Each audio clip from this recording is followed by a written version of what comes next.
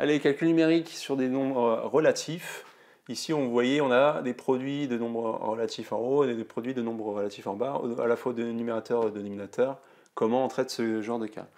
Donc, on pourrait se dire, en fait, il faut que je gère d'abord. En termes de priorité, on pourrait se dire, ah, mais en fait, là, le numérateur, il faut le voir comme s'il y avait des parenthèses ici et des parenthèses là. Donc, il faut que je traite tout le calcul ici, tout le calcul là, avant de pouvoir diviser. Ok, mais si je fais ça, regardez ce qui se passe, c'est que je vais avoir des grands nombres ici. Je vais faire 6 fois 2, ça fait moins 12. Je le fais fois moins 7. Et après, je fais fois 3. Donc, je peux faire aussi en même temps moins 7 fois moins 3. Ça va faire un truc négatif parce que ça, on connaît les règles. Ça fait moins 21. Ça, on les a vus, on les revu les règles. Hein. Revenez sur les vidéos d'avant si c'est pas bon. Et moins 7 fois 6, ça fait moins 42. Etc. Et là, je continue ce calcul. Ça fait un truc qui est de l'ordre, je fais 10 fois, ça fait 210. 2 fois, ça fait 41. Donc il y a un truc qui va être de l'ordre de 262, si je ne vais pas de bêtises, mais c'est pas, je vais m'arrêter là, hein, parce que c'est pas le but de faire ça. Moi, par moi, ça fait positif, donc je sais que l'ensemble va être négatif. Pourquoi je vais pas continuer ce calcul comme ça? Parce qu'en fait, vous savez, vous allez voir avec les fractions, encore une fois, ça va être les vidéos d'après, là, qu'avec les fractions, on va vouloir les simplifier. Si vous n'avez pas de calculatrice pour vous faire ce truc-là, il faut décomposer en facteurs. Donc, en fait, décomposer en facteurs, c'est ce qu'on avait à la base. Donc, ça ne sert à rien de tout multiplier comme ça pour ensuite de redécomposer pour voir quels sont les facteurs communs entre le haut et le bas. Donc ça, je vous fais un petit aperçu de ce qu'on va voir avec les fractions, les simplifications. Si j'ai A fois B fois C fois D comme ça, et là j'ai du E fois A fois B, ah ben là je peux... Attention, il faut vraiment que ce soit des produits.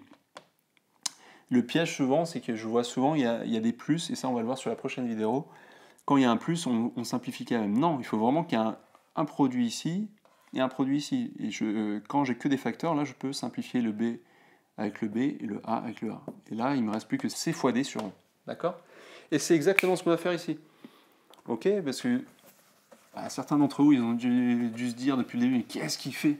Pourquoi il s'embête à faire ça alors qu'il y a une simplification à faire? Et on va la faire parce qu'on va s'embêter.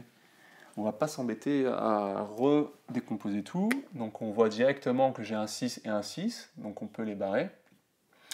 Et parce que j'ai que des produits, hein. Faites attention à ça.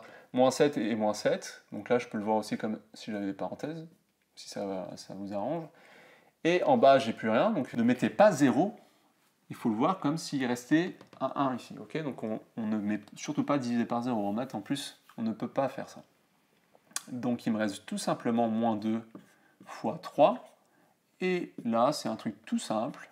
Il faut faire juste attention au signe négatif fois positif, ça fait négatif. 2 fois 3, ça fait 6.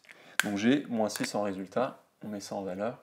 Vous voyez cette petite simplification, ça on va le voir en profondeur après avec la décomposition des nombres de numérateurs et dénominateurs pour pouvoir simplifier les fractions. Donc ça va être le chapitre, enfin, ça va être la compétence sur les simplifications de fractions, et ça c'est super important à maîtriser. D'où l'importance du premier chapitre sur les nombres entiers, sur la divisibilité, sur les nombres premiers, etc., etc.